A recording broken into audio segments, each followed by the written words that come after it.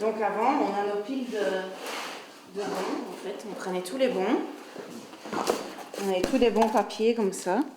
Voilà ce qu'Angélique a abandonné en janvier dernier, lorsqu'avec son mari, ils ont décidé de se doter des services virtuels de Léa. Fini les carnets papier par dizaines où les ouvriers de cette entreprise de travaux agricoles notaient leurs prestations.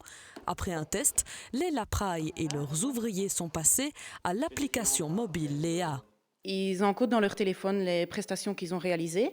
Tous les jours au soir, ils me les synchronisent, donc c'est-à-dire qu'ils me les envoient sur mon ordinateur. Moi, je n'ai plus qu'à jeter un œil, voir si tout est cohérent, voir s'il n'y a pas de faute, de quoi que ce soit. Et ma facture est faite en un clic. Je sais voir ce qui reste dans nos citernes à mazout, je sais voir combien d'heures le tracteur a fait sur le mois, combien d'heures il a de pause. On sait vraiment voir toutes les statistiques qu'on veut. Un bon peut nous faire perdre plusieurs centaines d'euros. Donc, du coup, on avait vraiment peur de perdre des données, mais ils font des sauvegardes plusieurs fois par jour et on n'a jamais eu aucun souci. On peut gagner certains nous disent jusqu'à 1 heure de travail administratif par jour, puisqu'il n'y a qu'un encodage qui est fait par l'ouvrier sur son smartphone et le reste, c'est juste de la validation et la création de la facture qui est presque automatique. Le concepteur de cette solution informatique destinée aux entreprises de travaux agricoles, c'est Henri Louvigny.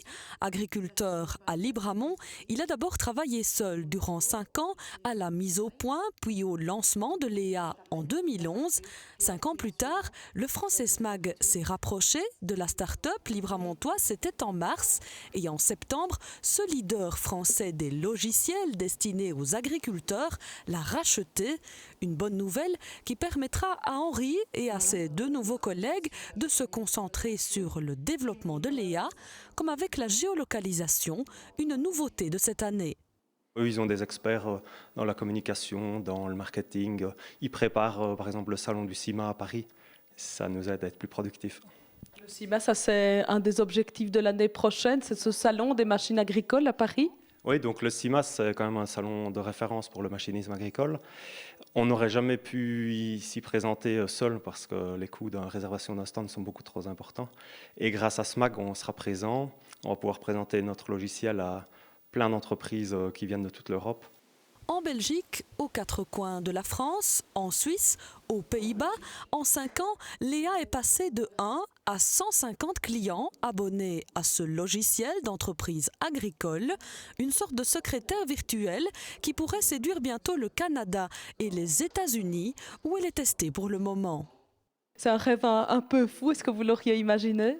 Non, parce que voilà 1 an, moi au 1er janvier, j'étais tout seul, je travaillais sur Léa avec l'aide de ma femme. Mais en 1 an, on est passé, comme je dis à ma femme, de la division 2 à la Ligue des champions au niveau des logiciels. Donc maintenant, c'est à nous de tenir la route et de continuer comme ça. Henri Louvigny avait débuté l'année 2016 seul. Le voici à présent accompagné de 2 nouveaux collègues, d'un nouveau partenaire. Henri espère engager encore dès 2017. La petite start-up grandit, Léa s'épanouit, une success story qui n'est pas prête de s'arrêter.